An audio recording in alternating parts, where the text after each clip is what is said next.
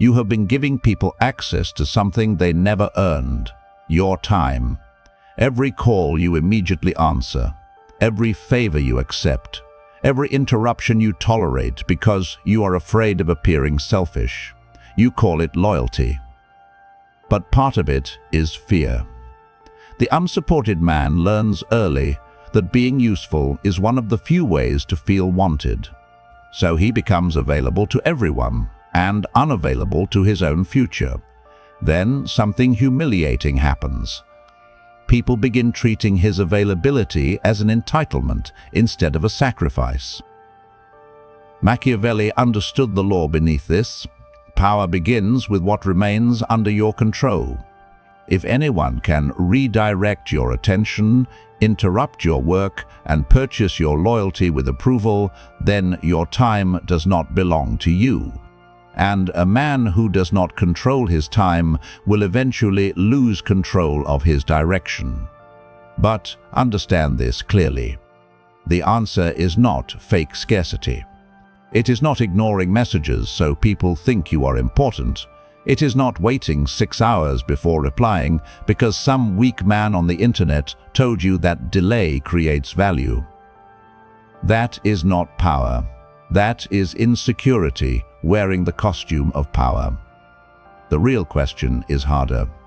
How do you become less available without becoming cold, arrogant, isolated, or useless to the people who actually matter?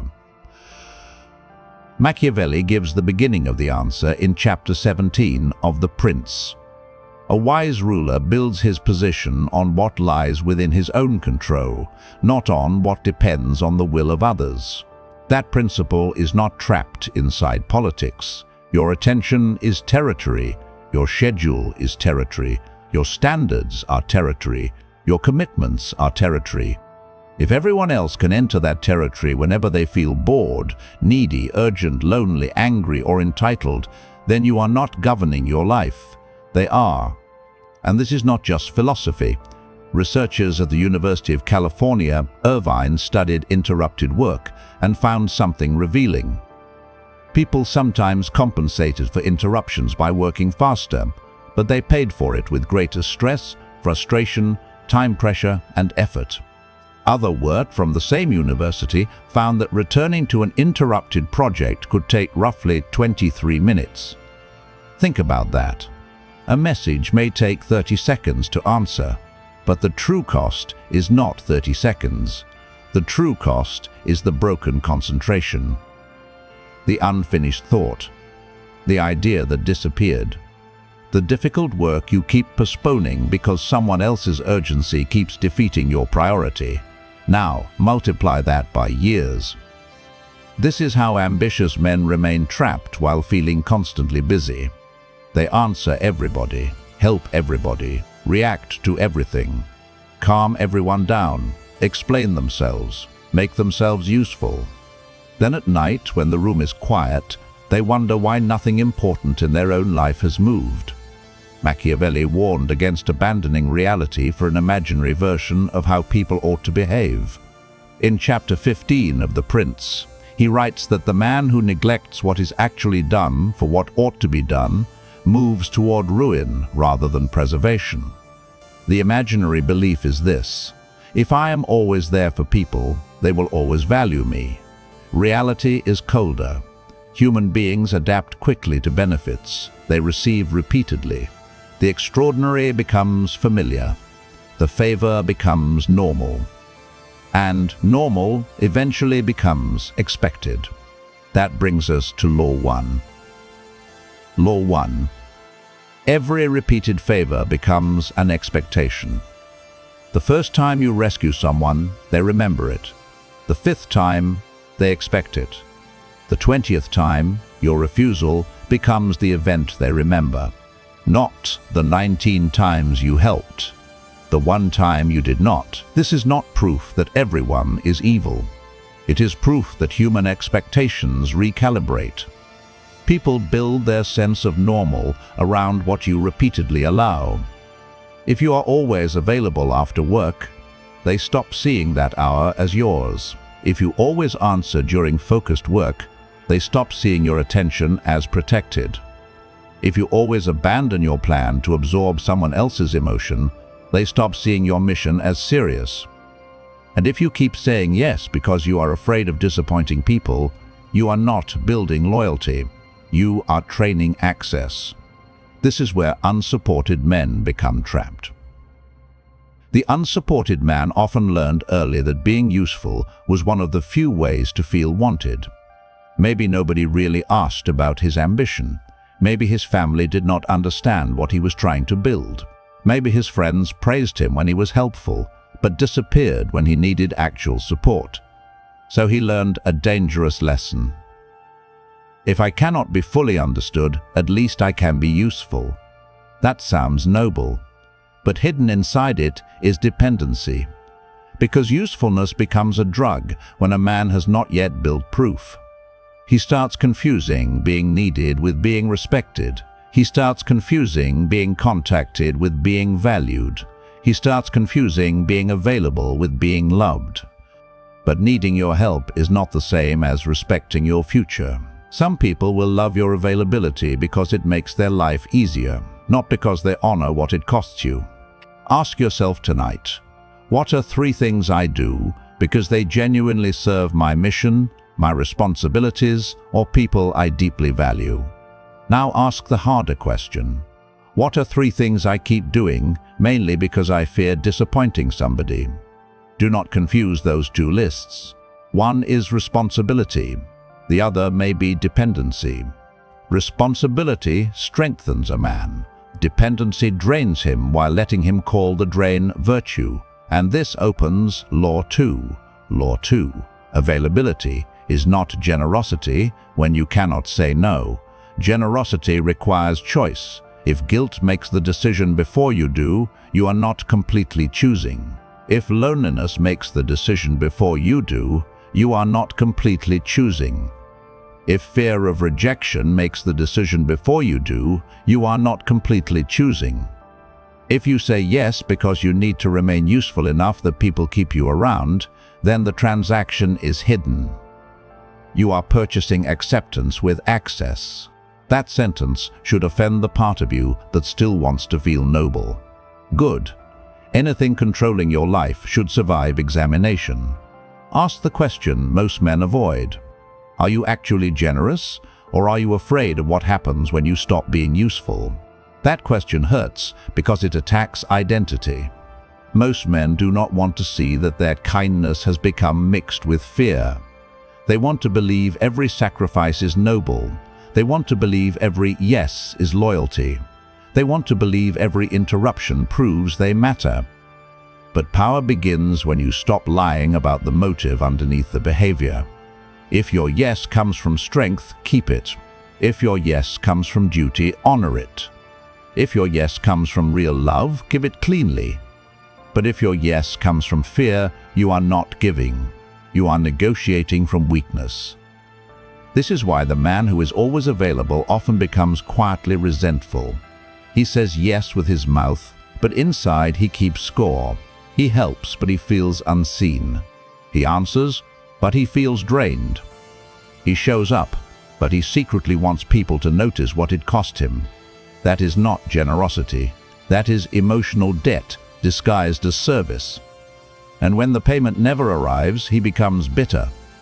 This is the trap. You trained people to expect access, then hated them for using what you taught them was available. A stronger man does not need resentment to set a boundary. He needs clarity. Steve Jobs faced a larger version of this problem when he returned to a struggling Apple. At Apple's developer conference in 1997, Jobs described a company moving in too many directions. Engineers were working on projects that made sense individually, but together they produced no coherent whole. The pressure was simple. Apple was trying to satisfy too many competing possibilities, too many directions, too many demands, too many internal arguments about what could be done. So Jobs applied subtraction. He explained that focus was not mainly about saying yes. Focus was about saying no, and saying no would anger people. That is the part weak men avoid. They want focus without disappointment. They want discipline without conflict. They want a serious future without anyone feeling denied access. It does not work. Every real yes creates a real no somewhere else. When you say yes to a pointless interruption, you say no to deep work. When you say yes to emotional chaos, you say no to emotional command. When you say yes to another person's lack of planning, you say no to your own strategy. When you say yes to being constantly reachable, you say no to becoming difficult to replace. Jobs understood that a company cannot concentrate force while distributing itself everywhere. A man cannot either. You cannot build skill while your attention belongs to every notification. You cannot build a business while your best hours are open to every favor. You cannot build a body while your discipline collapses every time someone wants comfort. You cannot build leverage while your time has no gate. This is the payoff. You cannot concentrate force while distributing yourself everywhere. If you are the right viewer, stop false progress. You already know that being busy has become a hiding place. The real problem is not that you lack ambition. It is that your ambition keeps receiving the weakest hours of your day. Stay this way, and you will become a man with explanations instead of evidence. On Patreon, I go deeper into the private systems behind proof, positioning, discipline, funnels, leverage, and self-command. It is not for men who want comfort. It is for men who are ready to turn private ambition into visible power. The decision is yours. Law 3. Protect the hours that can change your rank. Divide your day into 3 categories: survival hours, power hours, consumption hours. Survival hours are the hours required to keep your current life operating. Your job, your bills, your responsibilities, your essential obligations. You may not love them, but they keep the structure standing. The unsupported man cannot always control his survival hours. He may have a job that drains him. He may have family duties. He may have debt. He may have no safety net. He may not have the luxury of pretending that discipline alone pays rent. That is reality. Machiavellian thinking does not deny reality. It begins with it. But then come consumption hours. Scrolling, reactive messaging, random browsing, entertainment that does not restore you but sedates you, arguments that change nothing, conversations that give you emotional stimulation but no strategic movement. The kind of content that makes you feel like you are improving because your brain is being fed intense ideas while your actual life remains untouched. And finally, power hours. These are the hours that can change your rank. Learning a difficult skill, building a business, creating a portfolio, training your body, producing public proof, studying markets, improving your offer, building relationships that expand your capabilities, developing a second income stream, documenting your work, publishing evidence, practicing the thing that can make your absence expensive. The unsupported man cannot afford to waste his power hours, because those are the hours that convert pain into position. If you have 2 hours after work, and every friend, notification, favor, argument, and piece of content can claim them, then you do not have 2 hours. You have whatever is left after everybody else has eaten, and a starving future does not become powerful. It becomes another fantasy you defend in conversation.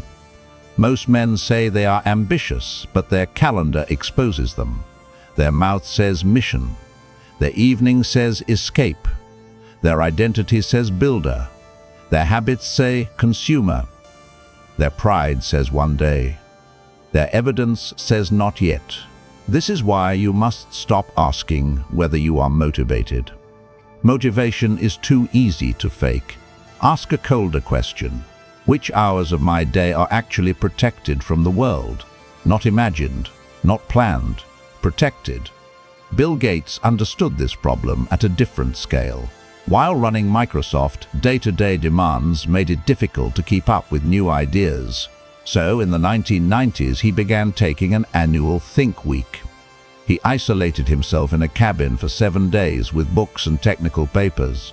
He read, thought, and wrote with almost no interaction. The pressure was clear. Operational demands threatened strategic thinking. The action was clear. He made deep thought unavailable to ordinary interruption. The proof was clear. A protected week dedicated entirely to reading, thinking, and writing about the future. You may not have a private cabin, you may not have 7 free days, you may not have assistants, capital, or a company around you, but you can build the principle at your level. 1 locked hour. Phone outside the room, notifications dead, door closed. 1 objective, no performance, no announcement, no dramatic identity speech, just protected territory. 1 hour repeated daily becomes a private kingdom. 1 hour for a difficult skill, 1 hour for your body, 1 hour for your offer, 1 hour for writing, 1 hour for sales, 1 hour for a portfolio, 1 hour for proof. At first, nobody will care. That is good. You are not doing it for applause. You are doing it because the world does not update its judgment from your intention. It updates from evidence. A man without protected time cannot produce consistent evidence. And a man without evidence remains dependent on being believed. That is a weak position.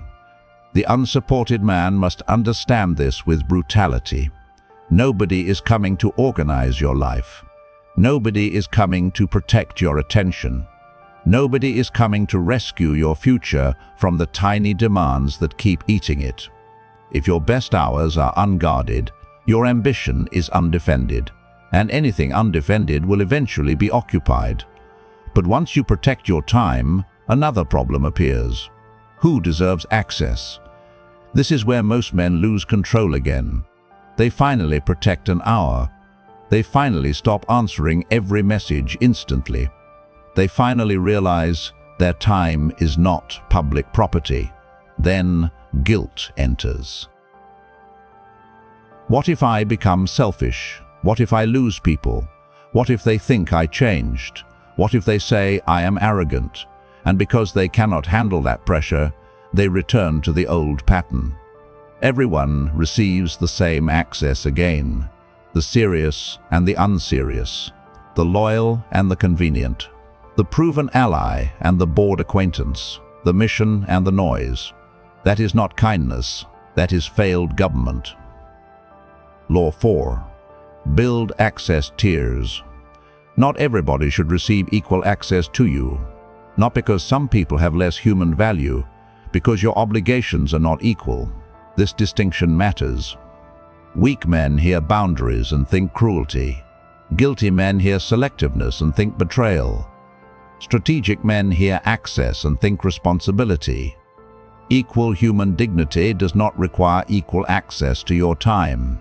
A stranger with no relationship to your mission does not receive the same access as the work that can change your life. A bored friend does not receive the same access as a loyal ally who has stood with you when there was nothing to gain. A random emotional emergency does not automatically outrank the hour that could build your body, your skill, your offer, your savings, or your reputation. If everything can interrupt the mission, then you do not have a mission. You have a preference. Build 4 tiers. Tier 1 is mission, your health, your income, your skill, your business, your financial stability, your emotional command, your ability to become useful, strong, and difficult to replace. This tier is not selfish. It is the foundation that allows you to carry real responsibility without becoming weak, bitter, broke, and dependent. A man who cannot maintain himself cannot protect anyone else for long. He can only promise protection while quietly collapsing. Tier 2 is proven allies. These are the people who show reciprocity, loyalty, judgment, competence, and goodwill. They do not only appear when they need something. They do not mock your growth and then ask for your labor. They do not consume your energy while calling it friendship. They have shown through behavior that they belong closer to the center. They may be family. They may be friends. They may be mentors. They may be partners. They may be the rare people who respect the future you are building before it becomes convenient to respect it. Tier 3 is opportunities, new people, new rooms, events, projects, conversations, introductions, potential collaborations. These deserve consideration, but not automatic surrender. Opportunity must be evaluated.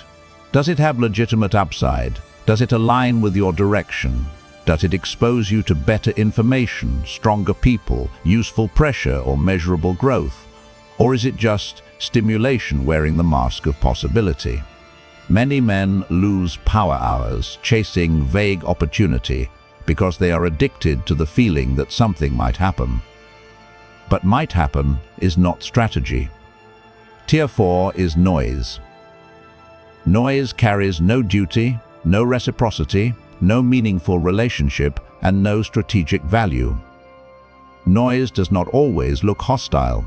Sometimes noise is friendly. Sometimes noise is funny. Sometimes noise flatters you. Sometimes noise tells you that you are important because someone wants your immediate attention. But noise has one signature. After it consumes your time, nothing in your life becomes stronger. No skill, no proof, no money, no clarity, no body, no relationship of real value. No strategic position, only depletion. And depletion repeated long enough becomes destiny. Machiavelli understood selective access. In chapter 23 of The Prince, when discussing advisors, he argued that a prince should take counsel, but when he wishes, not when others wish. That is governance. The ruler is not isolated. He listens. He seeks truth. He receives counsel. But he controls when advice enters his decision-making. He does not let every voice colonize his judgment. Apply this to your life. You can care about people without letting them command your calendar. You can listen without being available at every hour. You can be loyal without becoming permanently reachable. You can be generous without surrendering the territory required to become strong. When people are used to unlimited access, even a reasonable boundary may feel like betrayal. That does not always mean you are wrong. Sometimes it means the old arrangement benefited them more than it strengthened you. But there is a danger here. The moment some men learn about access, they become theatrical. They confuse power with acting hard. They start manufacturing distance. They delay replies for no reason. They speak in cold phrases they learn from shallow dominance content. They make ordinary people feel punished for trying to reach them. That is not strategy. That is insecurity with better vocabulary. Law 5. Never manufacture scarcity. Build real scarcity. Do not become the man who waits 4 hours before replying because a dating account told him scarcity creates value. That is theater. If you need to simulate a valuable life, you have already exposed the problem. Real scarcity does not come from pretending to be busy. Real scarcity comes from being occupied by something that matters: serious work, difficult skills, meaningful commitments, standards, health, responsibility, alternatives, direction. You become less available because something important is using your attention, not because you want people to imagine that something important is using your attention. A powerful man does not constantly demonstrate that he is difficult to reach. He simply has somewhere his attention needs to be. That is the difference between performance and position.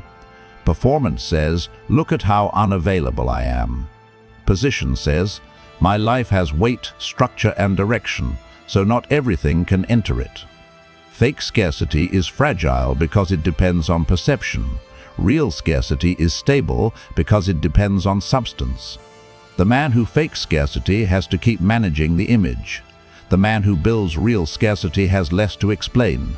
He is training, he is writing, he is selling, he is studying, he is producing. He is sleeping because recovery protects execution. He is meeting serious people. He is building an asset. He is refining a skill. He is not hiding from the world. He is becoming less interruptible because his life has begun to organize around leverage. Understand the darker mechanism. People do not respect your time because you claim it is valuable. They respect your time when your behavior proves that wasting it has consequences. Not dramatic consequences, not punishment, not threats, just reality. You are not always reachable. You do not always say yes. You do not always explain. You do not always absorb. You do not always abandon your work to manage someone else's discomfort.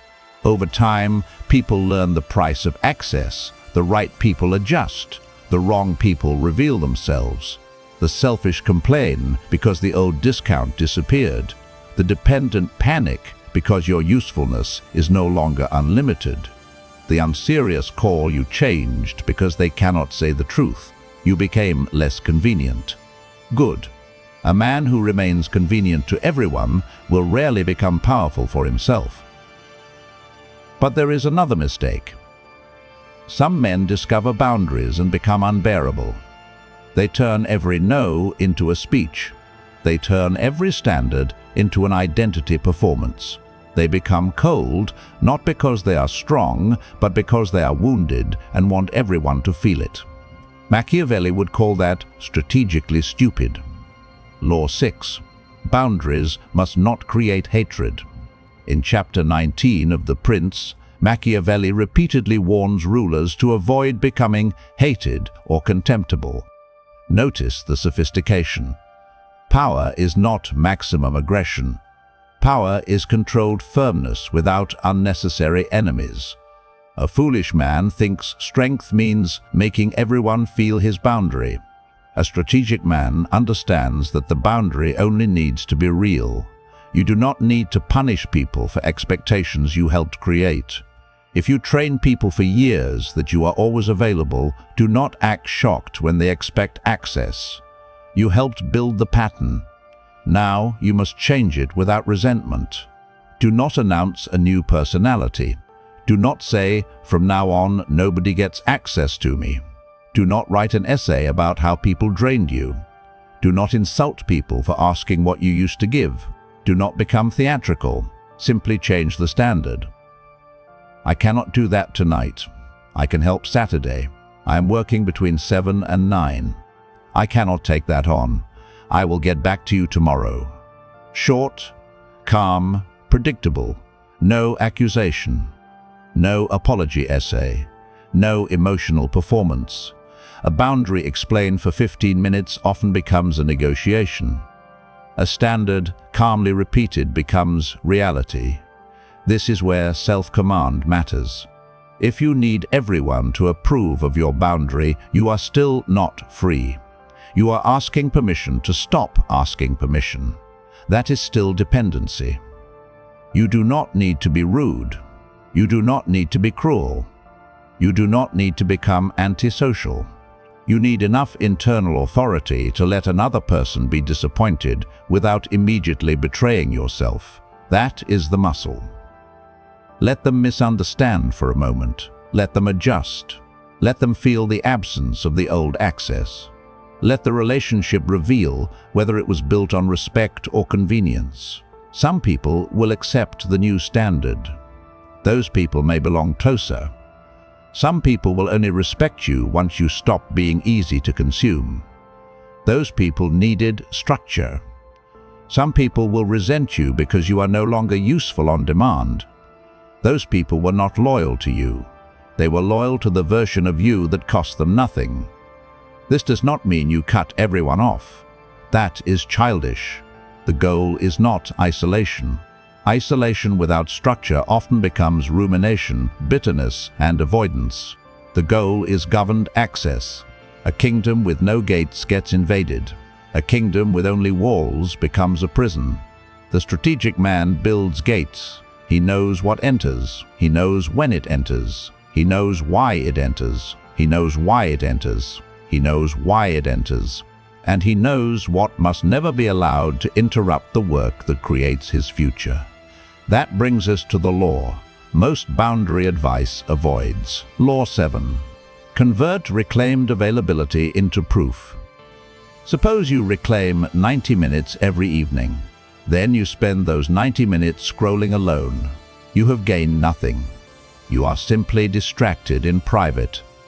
Suppose you stop answering every call, but use the silence to fantasize about success. You have gained nothing. You are just unavailable and unproductive. Suppose you tell people you are focused now, but your output does not change. You have gained nothing. You have only upgraded your language. This is where most men fail. They think the boundary is the transformation. It is not. The boundary is only the door.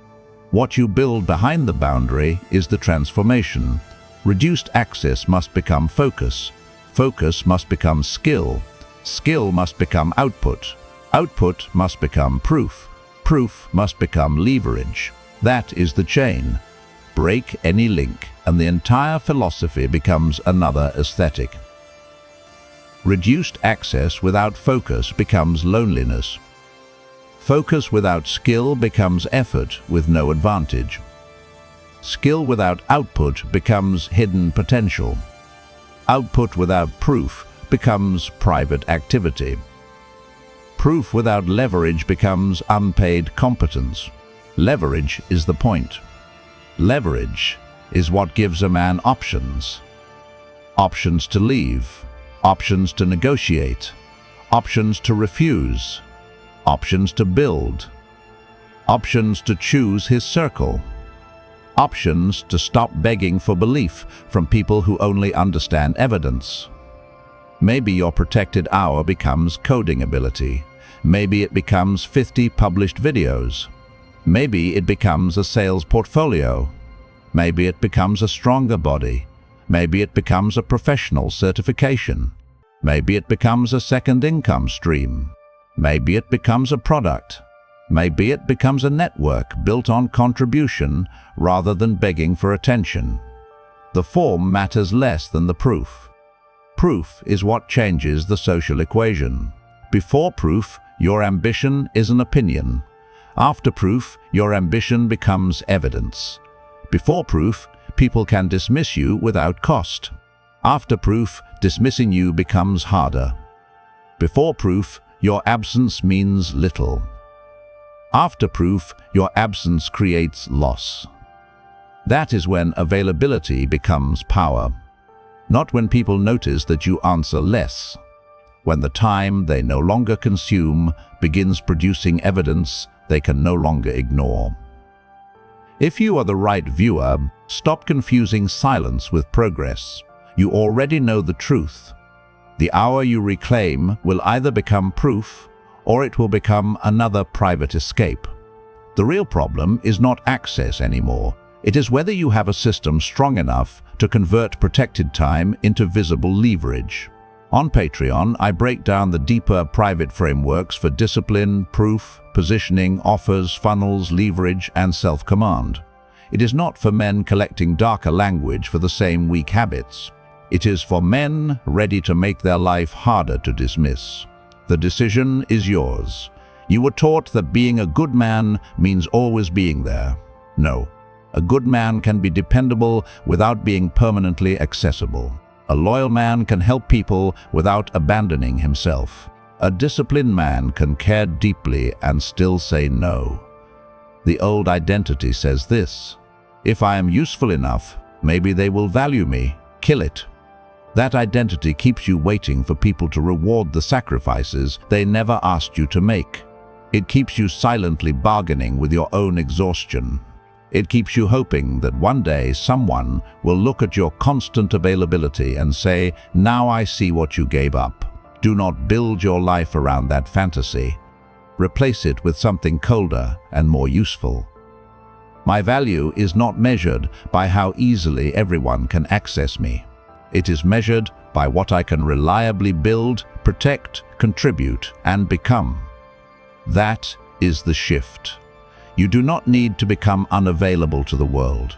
You need to become unavailable to meaningless interruption, unavailable to guilt disguised as obligation, unavailable to the need to prove your goodness every time somebody asks for something, unavailable to people who only respect your sacrifice when it benefits them, unavailable to the version of yourself that confuses exhaustion with virtue, and available to what can actually change your life.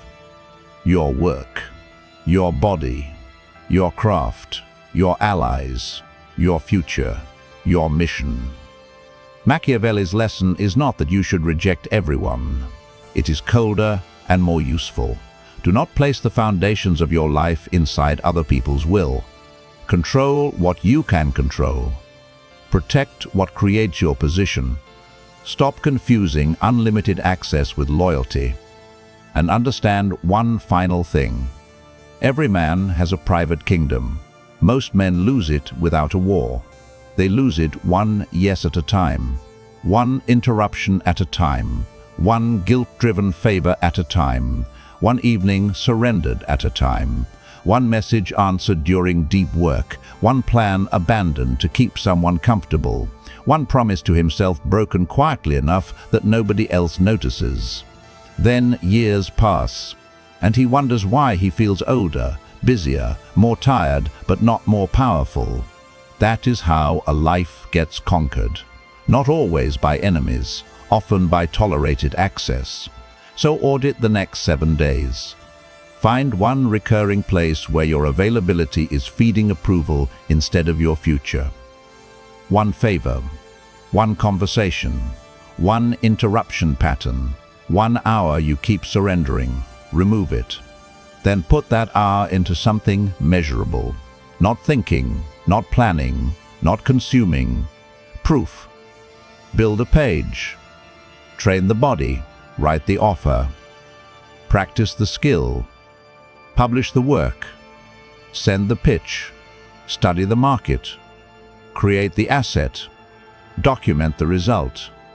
Because there is a deeper law beyond availability.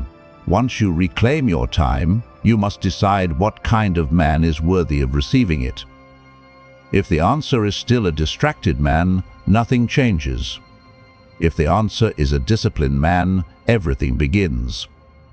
Protect the hours that can change your rank. Build what makes your absence expensive.